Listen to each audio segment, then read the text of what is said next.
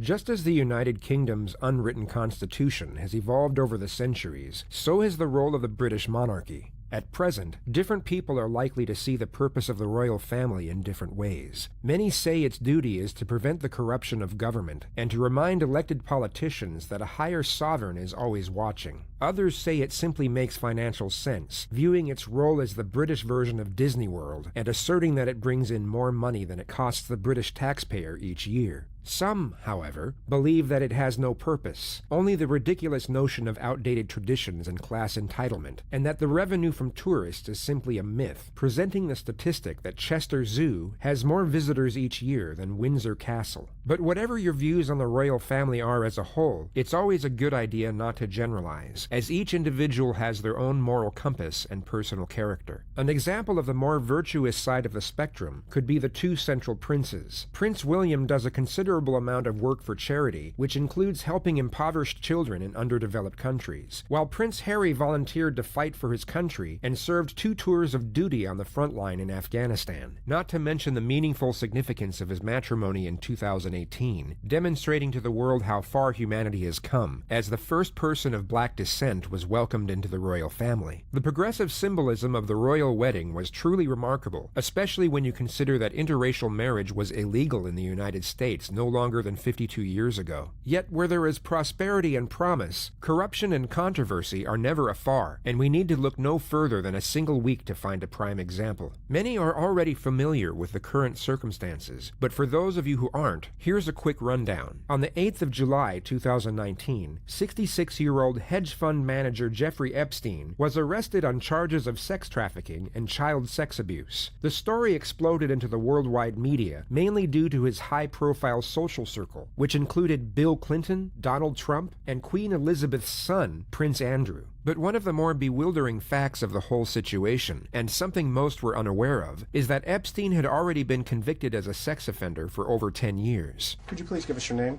Jeffrey Epstein. Is it true, sir, that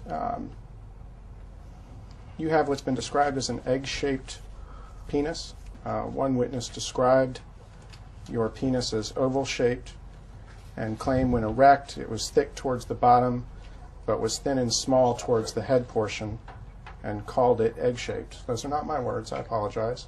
But as Mr. Critton has stated, that this is a... His original charges were 4 counts of unlawful sex with a minor and 1 count of sexual abuse, but his high-end attorneys managed to whittle it down to just 1 count of procuring a minor for prostitution, and he served just over 1 year in prison. While Trump and Clinton allegedly cut ties with Epstein after his arrest, Prince Andrew continued the relationship and visited Epstein multiple times at his properties both in the States and also on his private island in the Caribbean, where he allegedly partook in what the media dubbed orgy parties with underage girls who were solicited for sex. One of the alleged victims even went public, stating that she was trafficked and then forced to have sex with Prince Andrew on 3 separate occasions. A photograph of them together surfaced in the media, and many consider it to be substantial evidence to back up the allegations. On the 10th of August 2019, Jeffrey Epstein died under extremely suspicious circumstances, with his death being officially ruled a suicide. This only added fuel to the fire, and the public scrutiny aimed at Prince Andrew intensified over the following months. Then, on the 16th of November, he made the extraordinary decision to address the allegations in a televised interview. We've come to Buckingham Palace in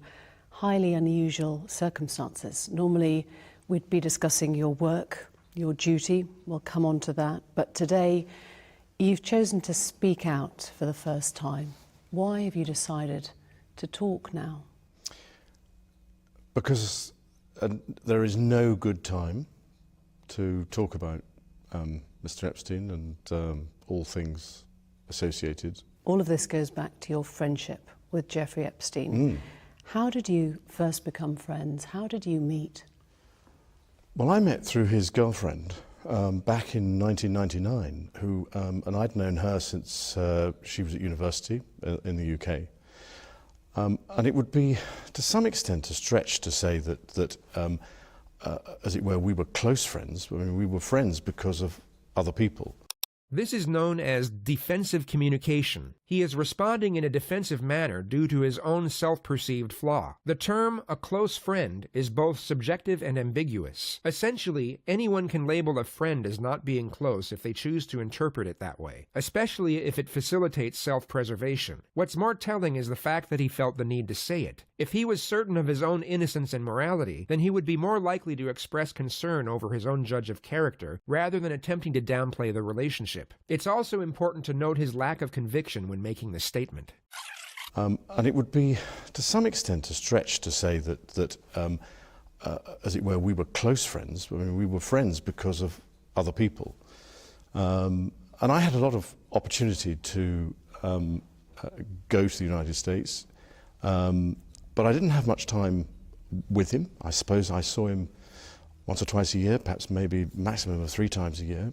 More defensive communication. He is now trying to downplay his frequency of visits by using the adverb only, as in, I only visited a convicted pedophile 3 times a year, so there's no way I can be guilty. The simple fact is that the frequency of visits are irrelevant. He could have visited once every decade and still committed an untold number of sex crimes against children. And quite often, if I was in the United States and doing things, and if he wasn't there, he would say, well, why don't you come and use my houses? So I said, that's very kind, thank you very much indeed. But it would be a considerable stretch to say that he was a very, very close friend. But he had the most extraordinary ability to bring extraordinary people together. And that's the bit that I remember, is going to the dinner parties. Instead of just saying, I remember going to the dinner parties, he was compelled to assert that it was all he remembered, essentially stating that anything else that may have occurred was inconsequential, and therefore couldn't have been nefarious. Where you would meet academics, politicians, people from the United Nations. I mean, it was a cosmopolitan group of what I would describe as US eminence. Was that his appeal then? Was that what you... This was a highly expressive and forcible reaction to such a simple question. Imagine if you were in his position, but completely innocent, void of any wrongdoing whatsoever. This would seem like just a normal question, and you would most likely respond in a casual manner. But if you were guilty, your thought process would be constantly focused on the immediate threat of the present moment. And this question could appear more like an accusation, which could be argued was the reason for Andrew's agitated response. Because you were perceived by the public as being the party prince. This is a very intriguing moment of the interview. The claim of him being the so-called party prince isn't a damning assertion. Liking to go out and party doesn't make you a bad person, and the claim is completely insignificant compared to the more serious allegations against him. He goes on to claim that the statement is untrue, but closely observe his demeanor and contortions. He becomes far more expressive in this refuting statement compared to the refuting statements made earlier, and the probable reason for this will be revealed in a moment. Was that something you shared? I think that's also a bit of a stretch. I don't know why I've collected that title, because I never have really partied. The question was non-incriminating, so it makes little sense as to why he would be so stuttery and spurious in his response. It could be argued that this was an attempt to portray his nonverbal cues while lying. He is essentially saying, look, this is how bad I am at lying, so any slightly less obvious tells at a later stage can be overlooked. I was single for quite a long time, in the early 80s, but then after I got married I was very happy. Shaking his head while making an assertive statement, the movement doesn't correlate with the message. Most body language experts would assert that he is lying here, although his heightened state of focus on the more damning elements may have influenced this. And I've never really felt the need to go and party. Am I right in thinking you threw a birthday party for Epstein's girlfriend, Ghislaine Maxwell, at Sandringham? No, it was a shooting weekend. A shooting weekend? Just a straightforward shooting weekend. The expression on his face is as if he's been accused of something, but the interviewer had only asked if he had thrown a party. It's as if the word party has some damnatory connotations to it, hence the worried look, as well as his assertion that it was just a straightforward shooting weekend, whatever that is. But during these times that he was a guest at Windsor Castle at Sandringham, the shooting weekend, we now know that he was and had been procuring young girls for sex trafficking. We now know that. At the time, there was no indication to me or anybody else that that was what he was doing. The next moment is fascinating. He breaks eye contact immediately after making his statement, arguably because it was a pure fabrication, and he wasn't comfortable with the reporter's gaze. And certainly, when I saw him either in the United States...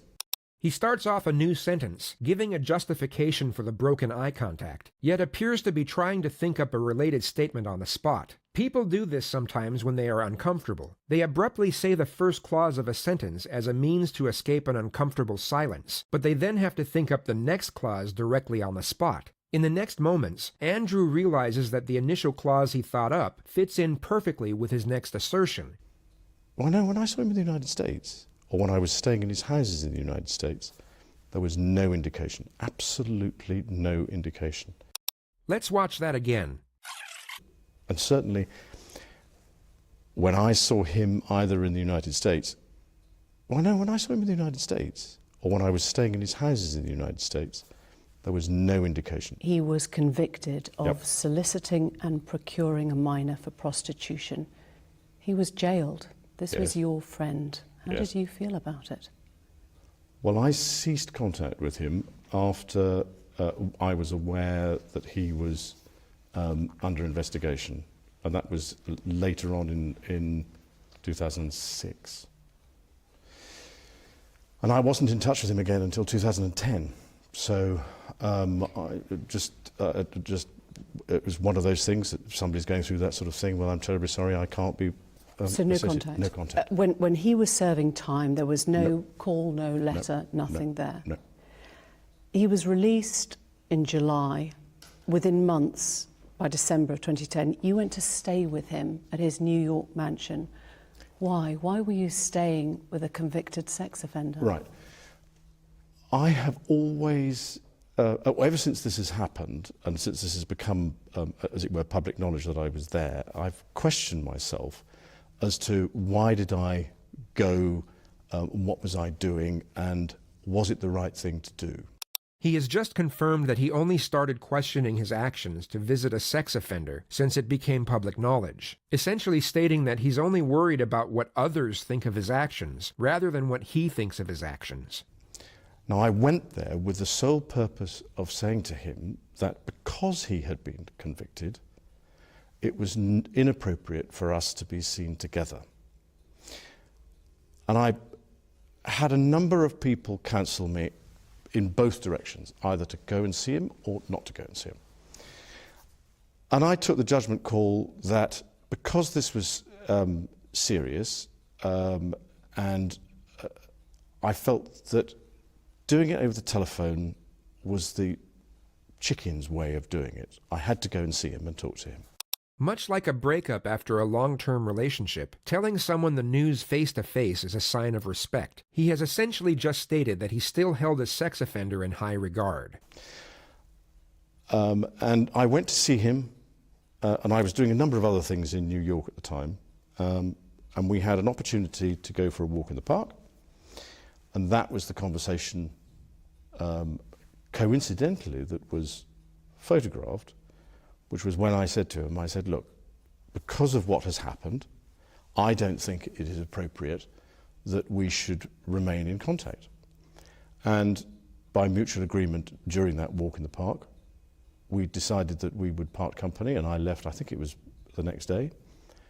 And to this day, I never had any contact with him from that day forward. He didn't leave the next day. He stayed at Epstein's residence for 4 days after. It must have been pretty awkward staying at someone's house for 4 nights after telling them you want nothing to do with them anymore. What did he say when you told him that you were breaking up the friendship? He was what I would describe as understanding. He didn't go into any great depth in the conversation about what I was doing or what he was doing, except to say that he'd accepted whatever it was, a plea bargain. He'd served his time, and he was carrying on with his life. You see what I mean? And I said yes, but I'm afraid to say that's as may be. But with all the attendant scrutiny on me, then I don't think it is a wise thing to do. This is all so fascinating because the only person who can refute his statements is now dead, and in Andrew's mind, he has free rein to come up with any justification he pleases, but he's about to be caught out. That was December of 2010. Yep. He threw a party to celebrate his release, and you were invited as the guest of honour. Oh, in 2010? That certainly wasn't a party to celebrate his release in December, because it was a small dinner party. There were only 8 or 10 of us, I think, at the dinner. He once again seems to be very anxious and panicked by the word party, and according to Andrew, having up to 10 people over doesn't classify it as such, making it the more acceptable dinner with a convicted sex offender, rather than the deplorable dinner party with a convicted sex offender. If there was a party, then I'd know nothing about that. You were invited to that dinner as a guest of honour? Well, I was there, so there was a dinner. I don't think it was quite as you might put it, but yeah, okay, I was there at a dinner, yeah. I'm just trying to work this out, because you said you went to break up the relationship, and yet you stayed at that New York mansion several days. I'm wondering how long... But I was doing a number of other things while I was there. But you were staying at the house of a convicted sex offender. It was a convenient place to stay. Jeffrey Epstein's residence was in central Manhattan. There were over 50 luxury hotels within a 1-mile radius, and it's not as if Andrew was strapped for cash. I've gone through this in my mind so many times. At the end of the day, with the benefit of all the hindsight that one could have, it was definitely the wrong thing to do. But at the time, I felt it was the honourable and right thing to do. Even if his story was genuine, he has once again confirmed that he still held a convicted child rapist in high regard, someone clearly too respectful and dignified to just be cut off without a formal 4-day meeting at his mansion. And I admit fully that my judgment was probably coloured by my tendency to be too honourable, but that's just the way it is. Ah yes, the struggles of being too honorable. If only it weren't for his abundance of honor, God forbid he could have done something like donate to a child sex abuse charity, or bring public awareness to a similar cause. But no, he was far too honorable, so he made the honorable choice to take a secret 4-day vacation in a pedophile's mansion. Because during that time, those few days, witnesses say they saw many young girls coming and going at the time. There is video footage of Epstein accompanied by young girls. And you were there, staying in his house, catching up with friends.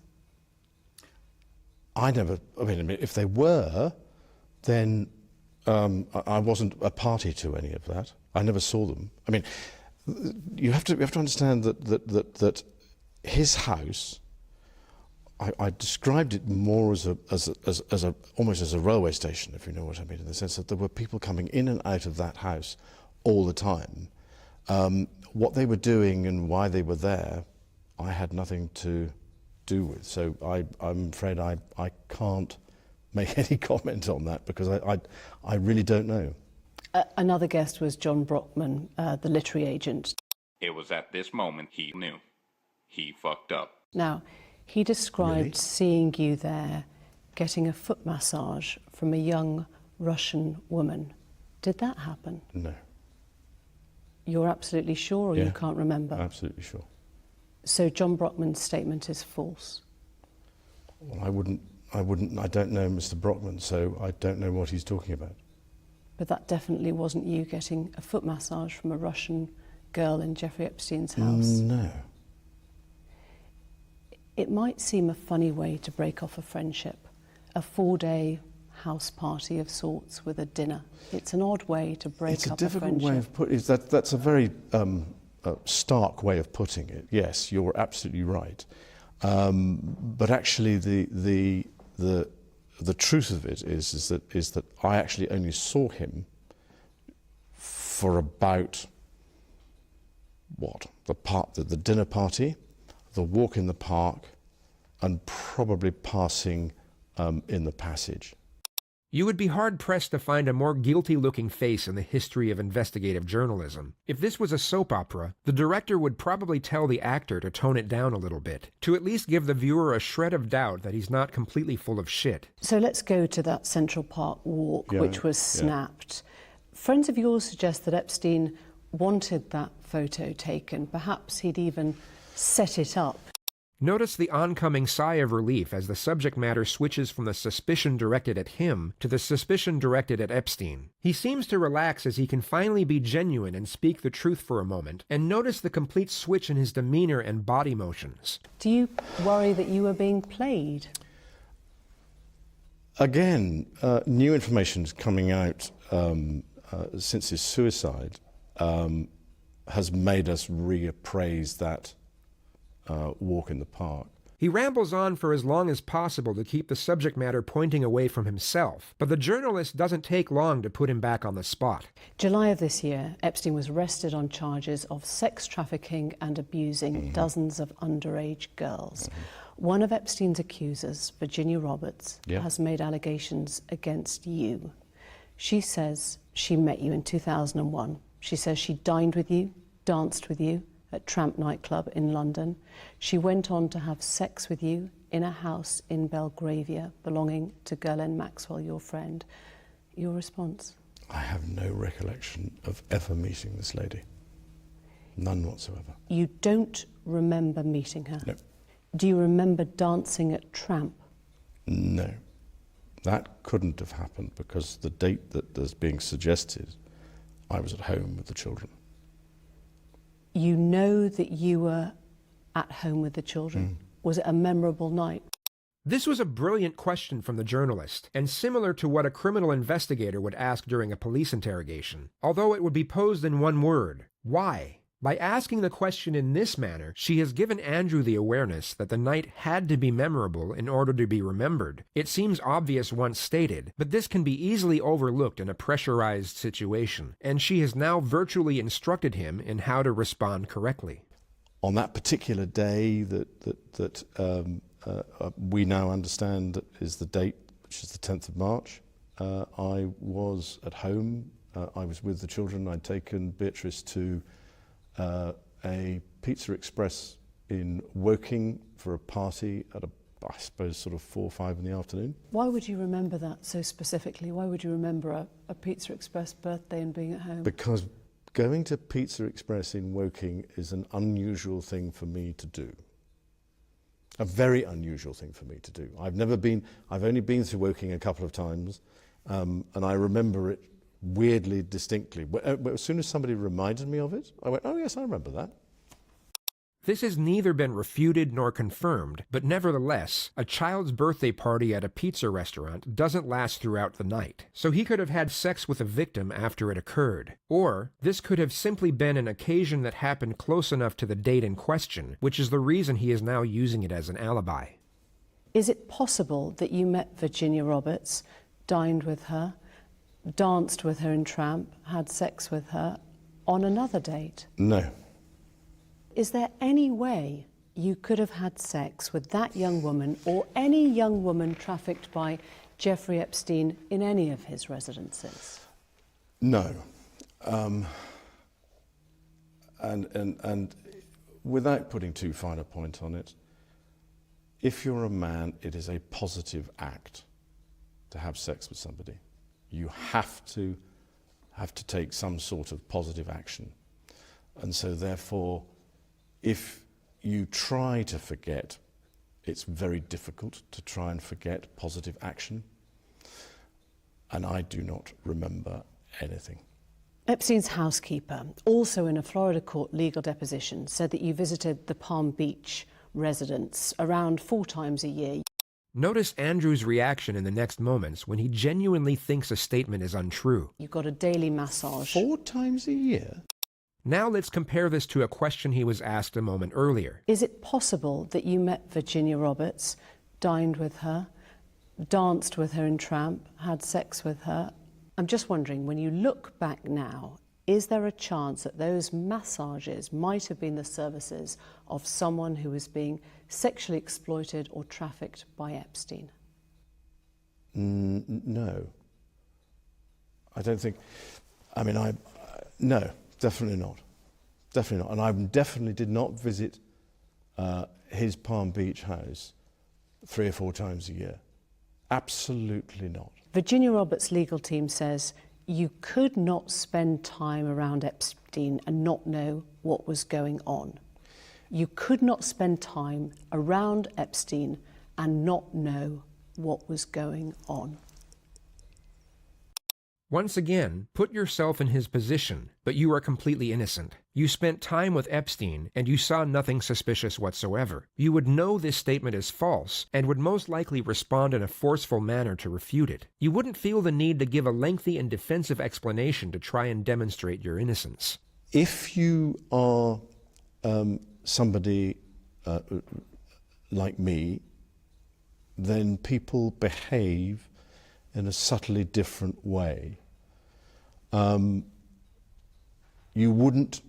First of all, I'm not looking for it. That's the thing. If you're looking for it, then you might have suspected now, with the benefit of a huge amount of hindsight and a huge amount of analysis, you look back and you go, well, was that really the way that it was, or was I looking at it the wrong way? But you don't go into these places, you don't go to stay with people looking for that. You could not spend time around him. That was what they said. You could not spend time around him and not know. Yes, you could, because I was there, would be a common response of a genuine person. Look, the other aspect of this is that I live in an institution at Buckingham Palace which has members of staff walking around all the time. And I don't wish to appear grand, but there were a lot of people who were walking around Jeffrey Epstein's house. As far as I was aware, they were staff, they were people that were working for him, or doing things. As it were, I interacted with them, if you wanted to say good morning, good afternoon, but I didn't, if you see what I mean, interact with them in a way that was, you know, what are you doing here, why are you here, what's going on? But you'd notice if there were hundreds of underage girls in Buckingham Palace. God. We are once again about to see a truthful response, far more animated and forceful. Wouldn't you? But you would notice if there were hundreds of underage girls in Jeffrey's house. Wasn't there. The number from the reporter was clearly exaggerated. No one ever claimed there were hundreds of sex slaves walking around Epstein's premises. Epstein is dead. Yes. The women are now being heard. Quite rightly. You've talked about a thick skin. I wonder if you have any sense now of guilt, regret or shame about any of your behaviour and your friendship with Epstein. Do I regret the fact that he has quite obviously conducted himself in a manner unbecoming? Yes. Unbecoming? He was a sex offender. Yeah, I'm sorry, I'm being polite, in the sense that he was a sex offender. But no. Was I right in having him as a friend at the time? And bearing in mind this was some years before he was accused of being a sex offender. I don't think there was anything wrong then. The problem was the fact that once he had been convicted, you stayed with him. I stayed with him, and that's the bit that as it were, I kick myself for on a daily basis, because it was not something that was becoming of a member of the royal family. And we try and uphold the highest standards and practices, and I let the side down. Simple as that. This interview has been exceptionally rare. You might not speak on this subject again. Is there anything you feel has been left unsaid that you would like to say now? No, I don't think so. This was the perfect moment to express sympathy for Epstein's victims, yet he was too self-involved and focused on self-preservation to even realize it. This interview had been an attempt to salvage his reputation, yet backfired in a manner that his legal advisors most certainly would not have anticipated.